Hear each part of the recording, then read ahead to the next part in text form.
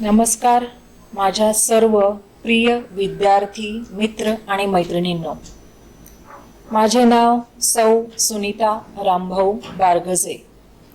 आज आपण इयत्ता 10वी विषय मराठी पाठ 18वा निर्णय या पाठाचा अभ्यास करणार आहोत। प्रथम आपण लेखकांचा परिचय करून घेणार आहोत। निर्णय या पाठाचे लेखक डॉक्टर सुनील विभुते यांचा जन्म 1959 साली झाला।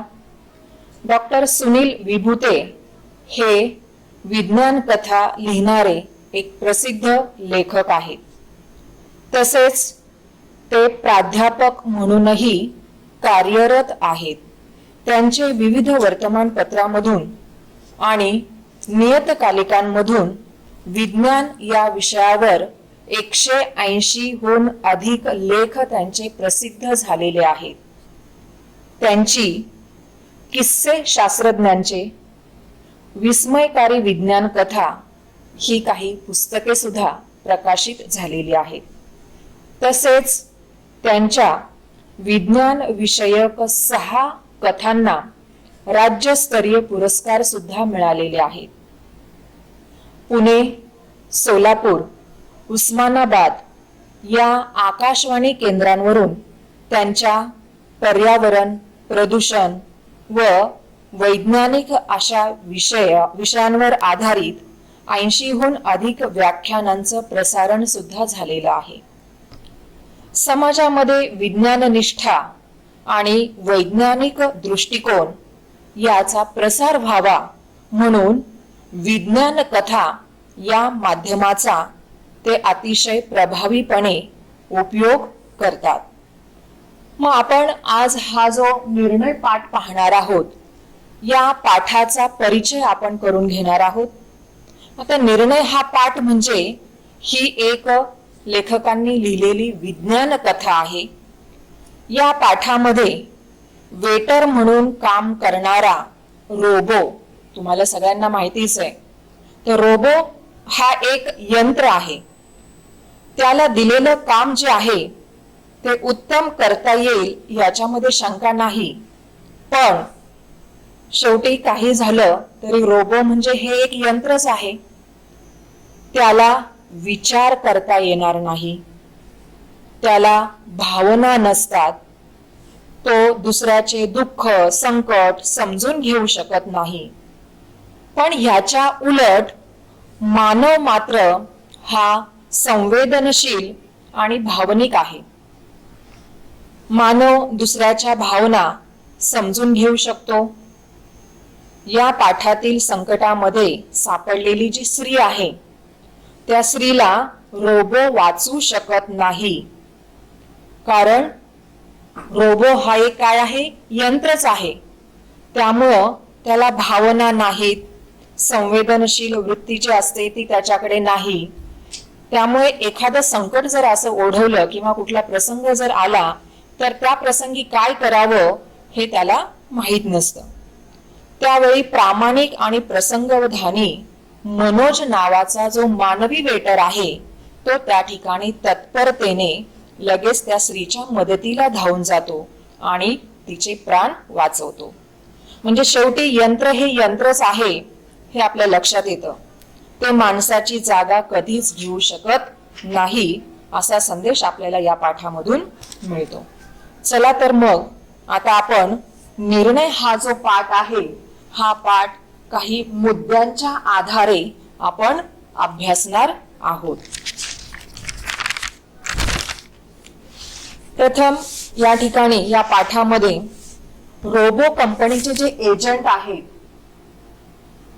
ते एजंट या ठिकाणी लेखकांशी बोलण्यासाठी आलेले आहेत। तर बघूया आपण रोबो कंपनीचे जे एजंट आहेत ते लेखकांना काय म्हणतात। न्यू एज रोबो कंपनी ही हॉटेल व्यवसायासाठी रोबो तयार करते आणि त्या कंपनीचा प्रतिनिधी म्हणजे एजंट म्हणजे मध्यस्थी करणारा जो असतो त्याला आपण एजंट म्हणतो। तर हा एजंट हॉटेल हेरिटेजच्या मालकांना रोबो वेटरची माहिती तो लॅपटॉपवर देत होता. आता या हॉटेलचे मालक म्हणजे या पाठाचे लेखक डॉक्टर सुनील विभूते हे आहेत. हॉटेल व्यवसायाच्या गरजा लक्षात घेऊन वेटर, आचारी, स्वीपर, मॅनेजर असे वेगवेगळे यंत्रमानव म्हणजेच रोबो कंपनीने बनवलेले आहेत असं हा एजंट या लेखकांना सांगत होता. हे रोबो जे आहेत हे माणसांप्रमाणेच वागतात आणि दिसायला सुद्धा ते माणसांप्रमाणेच दिसतात. रोबो वेटर मानवी वेटर पेक्षा कुशलतेने काम करतात हेही हा एजंट या ठिकाणी लेखकांना समजावून सांगत आहे. शेवटी एजंट हा काय करतो, आपल्या कंपनीचा माल जास्तीत जास्त कसा खपवला जाईल याच्यासाठी त्याचे असणारे जे फायदे आहे तो सांगण्याचा तो प्रयत्न करत असतो. रोबो वेटर मानवी वेटर पेक्षा कुशलतेने काम करतात आणि एका रोबोची किंमत जी आहे ती 1,00,000 रुपये आणि शिवाय नंतर दर 2 महिन्यांना सर्व्हिसिंगचे 2,500 रुपये द्यावे लागतील असं एजंट त्या लेखकांना सांगतो. हे सर्व तो प्रतिनिधी या हॉटेलच्या मालकांना समजावून सांगत होता आणि त्यावेळेलाच त्या ठिकाणी लेखकांचा असलेला बालमित्र, त्याचं नाव आहे सोमनाथ, तोही त्या ठिकाणी होता.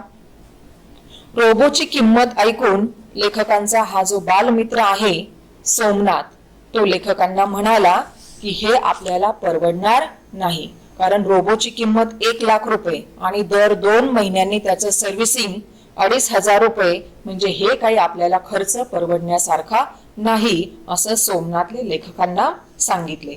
आणि रोबो वेटरची सर्व कामं करणं हे कसं शक्य आहे, कारण त्यांनी रोबो वेटर काम करताना कधी पाहिलेलंच नव्हतं, ऐकलेलं होतं पण काम करताना प्रत्यक्ष त्यांनी पाहिलं नव्हतं. म्हणून त्यांचे बालमित्र सोमनाथ हे लेखकांना सांगू लागले की रोबो वेटरची ही सर्व कामं तो करणं कसं काय शक्य आहे.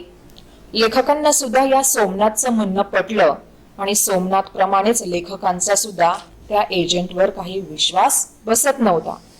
पण गप्प बसेल तो एजंट कुठला, शेवटी काही झालं तरी त्याला तो माल खपवायचाच असतो. म्हणून तो एजंट म्हणाला, आमच्या रोबोबाबत वेटरच्या खाण्यापिण्याचा, पगाराचा, कामचुकारपणाचा विचार करण्याची गरज नाही. आमचा रोबो वेटर जो आहे तो रोबो वेटर मानवी वेटर पेक्षा दुप्पट काम करेल आणि शिवाय तुम्हाला तुमच्या हॉटेलची दुप्पट कमाई सुद्धा करून देईल याची मी तुम्हाला खात्री देतो.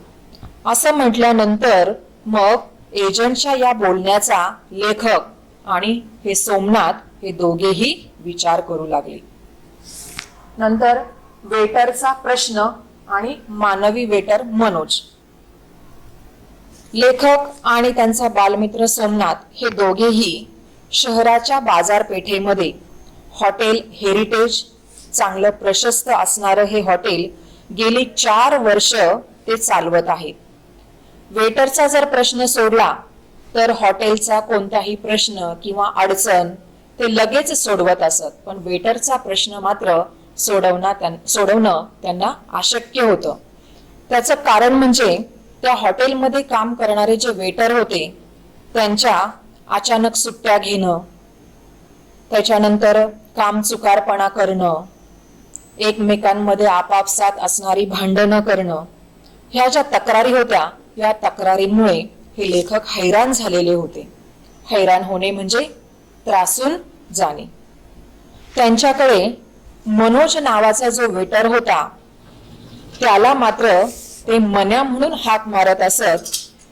ह्या वेटरमध्ये सुद्धा अनेक काही असे दुर्गुण होते, दुर्गुण म्हणजे वाईट गुण होते, पण त्याच्यामध्ये असणारा मनोजमध्ये असणारा जो प्रामाणिकपणा होता आणि एखादा प्रसंग जर ओढवला तर त्या प्रसंगामध्ये तो प्रसंगावधान राखून तो प्रसंग तो हाताळत असे. तर त्याच्या ह्या गुणांमुळे फक्त मनोज नावाचा हा मानवी वेटर त्या हॉटेलमध्ये टिकून राहिलेला होता. त्याच्यानंतर रोबो वेटर आणि हॉटेलची भरभराट. आता लेखकांनी आणि त्यांचा बालमित्र सोमनाथ यांनी वेटरचा जो प्रश्न आहे तो सोडवण्यासाठी 4 रोबो वेटर त्यांनी शेवटी खरेदी केले. त्या 4ही रोबो वेटरला त्यांनी वेगवेगळी नावं दिली. मग ती कोणकोणती नावं दिली तर रामू, शामू, दीपू आणि विजू अशी नावं त्या रोबो वेटरला लेखकांनी दिली. रात्री हॉटेल बंद केल्यानंतर रात्री 11 ते सकाळी 6 पर्यंत हे जे 4 रोबो वेटर आहेत या 4ही रोबो वेटरचे चार्जिंग करण्याचं काम लेखक करत होते. सकाळी 6 वाजता मग या रोबो वेटरच्या अंगावर कपडे चढवले जायचे आणि रोबो वेटरच्या डाव्या खांद्यावर असलेलं जे पॉवर स्विच आहे ते सुरू केलं की गुड मॉर्निंग सर असे म्हणून हे रोबो वेटर कामाला सुरुवात करायचे. हॉटेलच्या सर्व कामांचा समावेश असलेले मेमरी कार्ड या रोबो वेटरच्या डोक्यांमध्ये बसवलेले असल्यामुळं हे रोबो वेटर न सांगता सगळी कामं करत असत आणि दर 2 महिन्यांनी या रोबो वेटरचं सर्व्हिसिंग करण्यासाठी सर्व्हिस इंजिनियर येऊन त्यांची सर्व्हिसिंग करत असत. सर्व्हिसिंगच्या वेळी लेखक स्वतः त्या ठिकाणी हजर असत. त्यामुळं सर्व्हिस इंजिनियर कडून बऱ्याचशा गोष्टी ज्या आहेत त्या या लेखकांनी शिकून घेतलेल्या होत्या. हॉटेलमधील स्वच्छता असेल, टापटीप, विनम्र व तत्पर सेवा याचा परिणाम या लेखकांना या रोबो वेटरमुळे 2-3 महिन्यातच पाहायला मिळालेला होता आणि त्यामुळं या रोबो वेटरच्या ह्या काम करण्याच्या पद्धतीमुळे त्यांच्या त्या चपळाईमुळे दिवसेंदिवस या हॉटेलची कमाई सुद्धा वाढू लागलेली होती. हॉटेलची भरभराट होऊ लागलेली होती. त्याच्यानंतर रोबोची सर्व्हिसिंग बंद आणि झालेला गोंधळ. आता पहिलं 1 वर्ष जे आहे ते पहिलं 1 वर्ष अगदी व्यवस्थित सुरळीतपणे चाललेलं होतं. दुसऱ्या वर्षी कंपनीने लेखकांना सांगितलं की एका वेटरच्या सर्व्हिसिंगला 2,500 ऐवजी 5,000 रुपये लागतील. तुम्हाला माहितीये दिवसेंदिवस महागाई ही वाढतच असते. मग 1 वर्ष ह्या रोबो वेटरला घेऊन झाल्यानंतर वर्षभर या सर्व्हिस इंजिनियरने येऊन दर 2 महिन्यांनी ते येऊन सर्व्हिसिंग करत होते. त्यावेळेला 2,500 रुपये एका वेटरचा खर्च होता. पण 1 वर्षानंतर मात्र महागाई वाढली म्हणून त्यांनी सुद्धा सर्व्हिसिंगचे चार्जेस जे आहेत ते वाढवलेले होते आणि आता 2,500 रुपयाऐवजी 5,000 रुपये सर्व्हिसिंगचे केलेले होते.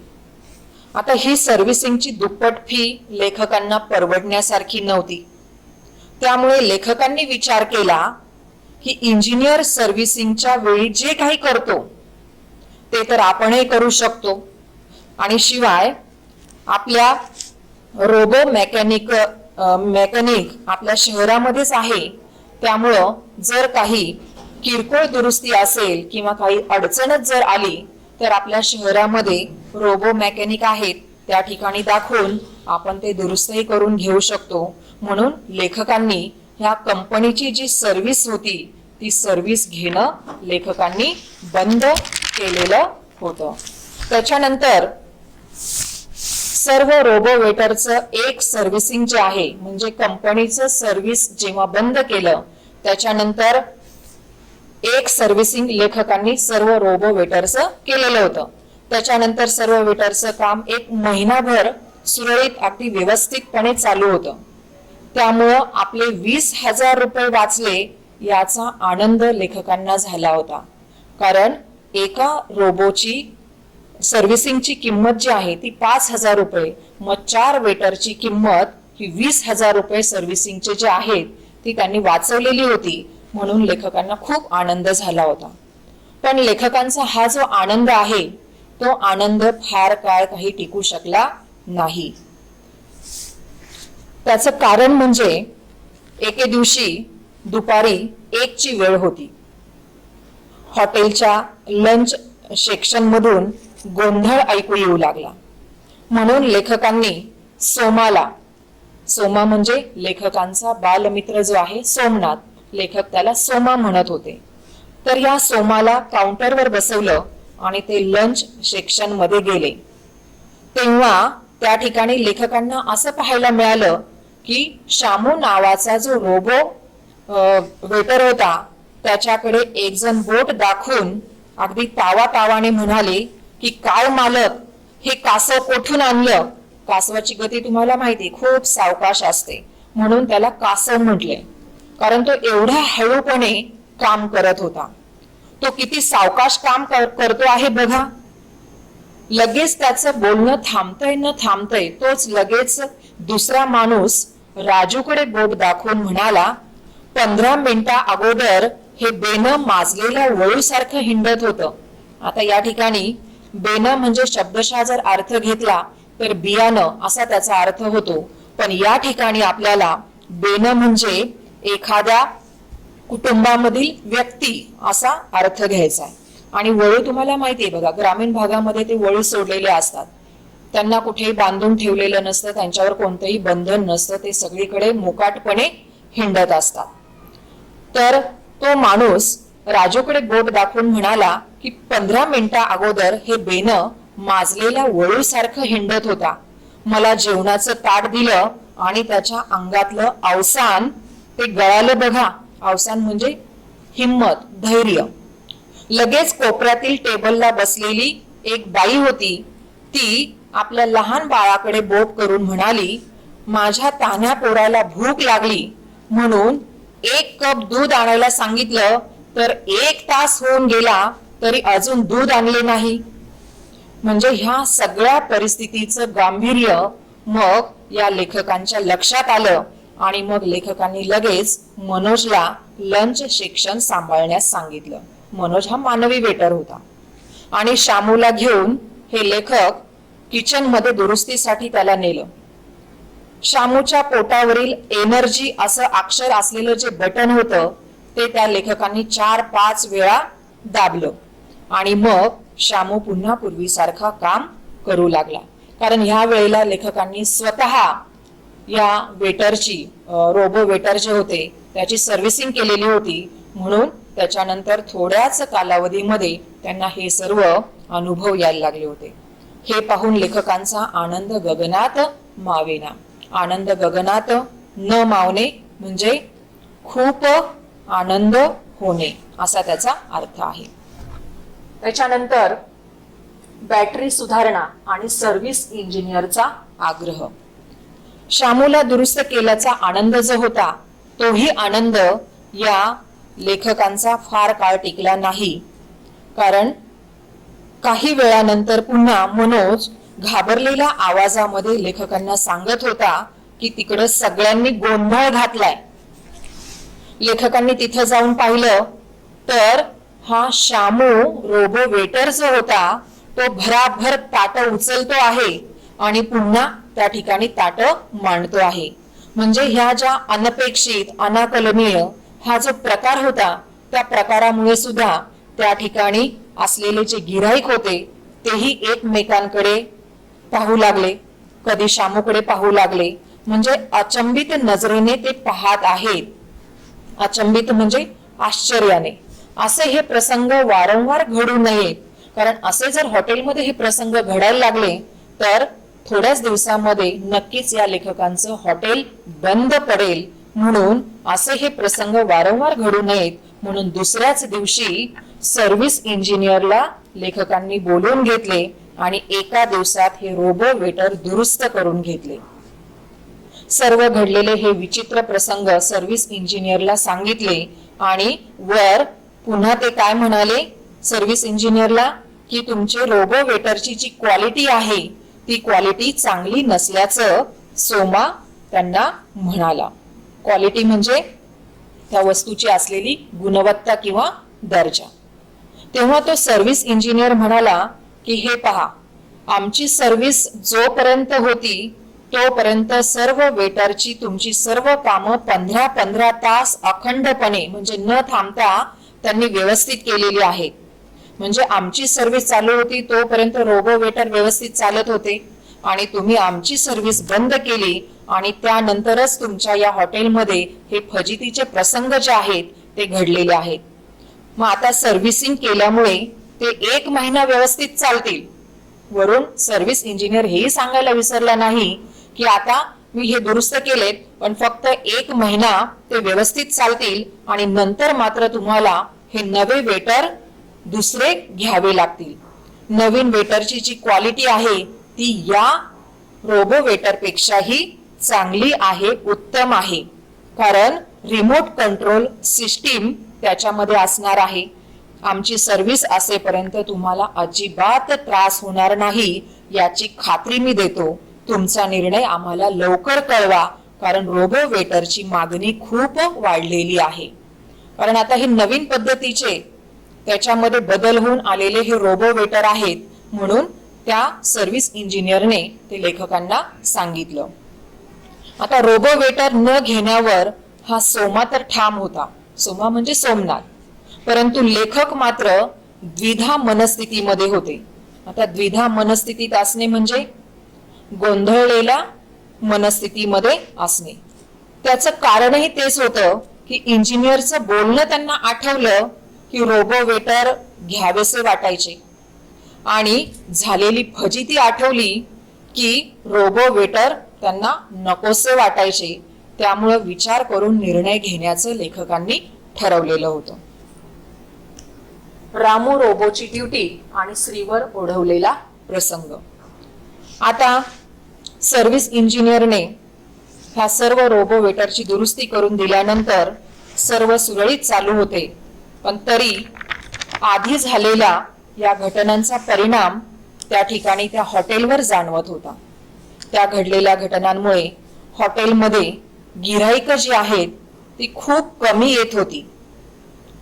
आणि पुन्हा हे सर्व्हिस इंजिनियरने दुरुस्ती केल्यानंतर पुन्हा एका शनिवारी असा एक प्रसंग घडलेला आहे की त्या शनिवारी दुपारी 12:30 वाजले असतील. त्यावेळेला साधारणपणे 35 वय असलेली एक स्त्री आपल्या 2 लहान मुलांसह कारमधून उतरून एसी रूम मध्ये गेली. त्या ठिकाणी रोबो रामूची ड्युटी होती. त्याने एसी सुरू करून ऑर्डर घेतली. थोड्या वेळाने ती ऑर्डर त्याने आतमध्ये नेऊनही दिली आणि ऑर्डर ती पूर्ण केल्यानंतर हा रामू दुसऱ्या कामाला लागला.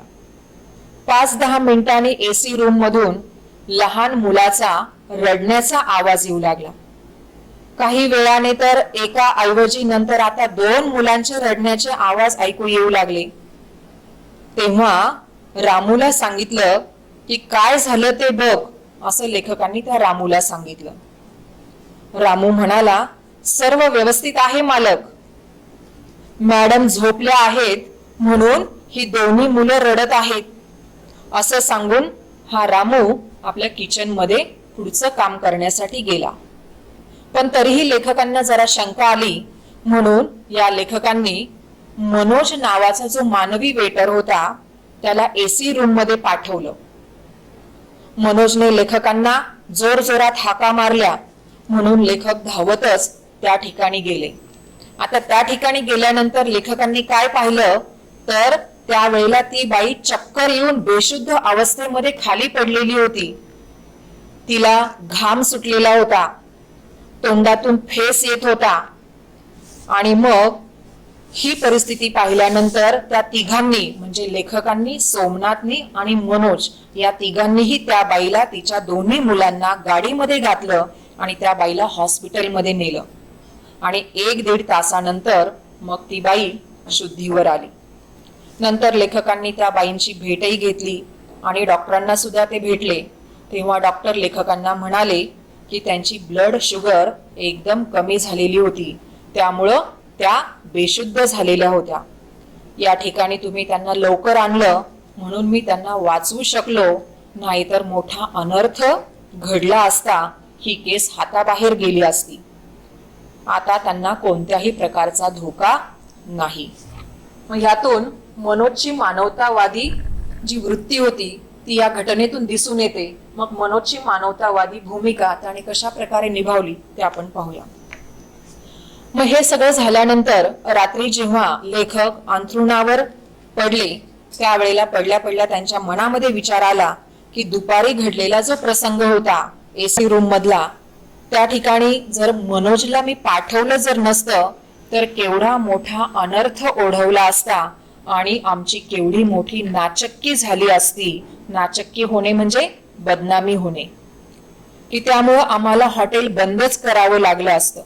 परंतु मनोज नावाचा हा जो मानवी वेटर आहे त्या वेटरने ही जी खरी परिस्थिती आहे ती खरी परिस्थिती ओळखली, म्हणून आज त्याच्यामुळे आमची ही बदनामी टळलेली आहे, ती बदनामी होऊ शकली नाही. म्हणजे रोबो वेटरमुळे लेखकांना पैसा मिळालेला होता, पण त्याच्यापेक्षा अधिक बदनामीच वाटायला आली होती. हे आता आपण पाहिलेल्या अनेक घटना आणि प्रसंगामधून पाहिलेलं आहे. पण मनोजच्या या माणुसकीमुळे मात्र खूप मोठ्या संकटामधून लेखक वाचलेले होते. म्हणजे माणुसकीमुळेच माणूस श्रेष्ठ बनतो हे खरं आहे. आणि आता नवीन रोबो वेटर खरेदी करण्याची लेखकांची ही जी द्विधा मनस्थिती आहे ती द्विधा मनस्थिती सुद्धा आता संपलेली होती. कारण रोबो वेटर पेक्षा मानवी वेटर ठेवणंच श्रेयस्कर आहे हे लेखकांना पटलेलं होतं. मग या पाठामधून आपल्याला काय संदेश मिळतो तर निर्णय ही जी विज्ञान कथा आता आपण पाहिलेली आहे त्याच्यामध्ये मानवी मनाचं महत्व आणि मोठेपणा आपल्याला दिसून येतो. यंत्र मानव हे अत्यंत अचूकपणे, वेगाने आणि सफाईदारपणे काम करू शकतो याच्यामध्ये शंकाच नाही. परंतु निर्माण झालेली जी काही परिस्थिती असेल ती परिस्थिती ही केवळ बुद्धीने आणि अंतःकरणपूर्वक समजून घेऊन निर्णय घेण्याची क्षमता ही माणसातच असते. आणि अशी ही क्षमता जी आहे ती यंत्र मानवामध्ये असू शकत नाही, असाच संदेश आपल्याला या विज्ञान कथेमधून मिळतो. धन्यवाद.